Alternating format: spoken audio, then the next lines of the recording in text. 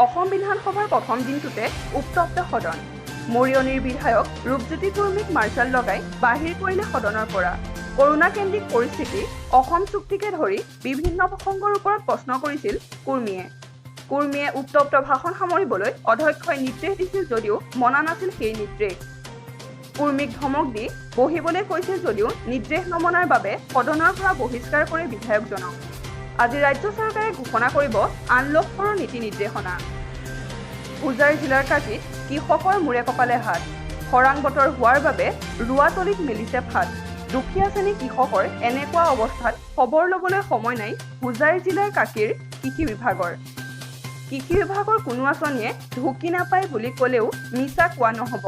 হোজাই জিলাৰ কাকিত এনেকুৱা পৰিস্থিতি হৈছেগৈ যে কৃষি বিভাগৰ আঁচনিসমূহ হোজাই জিলা কাকিৰ খেতিয়কৰ বাবে আগফালে দুৱাৰদাং, পাছফালে দুভাং-পাং।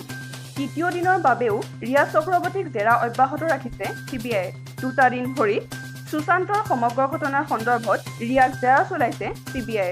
শনিবাৰৰ দিনটোত 7 ঘণ্টা আৰু দেওবাৰৰ দিনটোত 8 ঘণ্টাকৈ ৰিয়াক জেৰা চলাইছে CBI।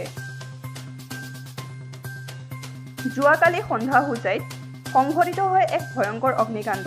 আজমলৰ বেচৰকাৰী সংস্থা মাৰ্কাজুল মাআৰিফত এই অগ্নিকাণ্ড সংঘটিত হয়। সংস্থাটোৰ জেনেৰেটৰ ৰুমত সংঘটিত হয় এই অগ্নিকাণ্ড। অগ্নি নিৰ্বাপক বাহিনীৰ 3খন গাড়ী আহি নিৰ্বাপন কৰে জুই। বৰ্তমানেও ওলোৱা নাই অগ্নিকাণ্ডৰ ফলত হোৱা ক্ষয়-ক্ষতিৰ পৰিমাণ।